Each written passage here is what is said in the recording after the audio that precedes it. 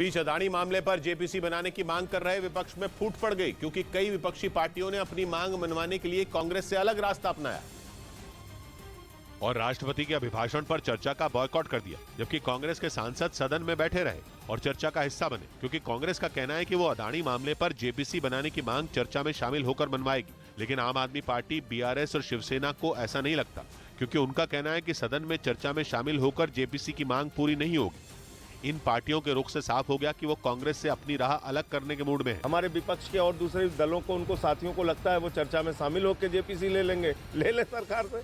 यानी अदानी मामले पर विपक्ष जेपीसी बनाने की मांग तो कर रहा है, लेकिन उसका तरीका अलग है, क्योंकि हर पार्टी अपनी ढपली अपना राग अलाप रही है। मतलब यहाँ भी विपक्षी एकता नजर नहीं आई। इधर दिल्ली के नजदीक गुरुग्राम के पटौदी इलाके में दो पक्षों के बीच विवाद के बाद से तनावपूर्ण हालात बने हुए हैं, क्योंकि दोनों पक्षों ने एक दूसरे पर पत्थर बरसाने के साथ फायरिंग भी की और आरोप है कि एक पक्ष ने दूसरे पक्ष के घर के बाहर खड़ी गाड़ियों में भी तोड़फोड़ की और वहां गोलीबारी की घटना को अंजाम दिया। लड़के को गोली लगी है। बताया गया कि दोनों पक्षों के बीच किसी बात पर कहासुनी हुई, जो इतनी बढ़ गई कि उन्होंने एक दूसरे पर पथराव शुरू कर दिया। इसी वजह से पुलिस को पूरे इलाके को छावनी में तब्दील करना पड़ गया। उधर गुजरात के छोटा उदयपुर के रिहायशी इलाके में एक तेंदुआ देखने से हड़कंप मच गया। तेंदुए की खबर मिलने के बाद वन विभाग की टीम पहुंच गई, जिसके बाद उसे जाल में फंसाने की कोशिश की गई। इस घटना का जो वीडियो सामने आया, उसमें वन विभाग की टीम पुलिस के जवानों के साथ जाल लेकर तेंदुए का पीछा करती दिखी।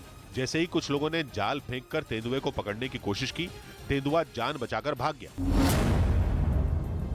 इसके बाद जो हुआ, ब्रेक के बाद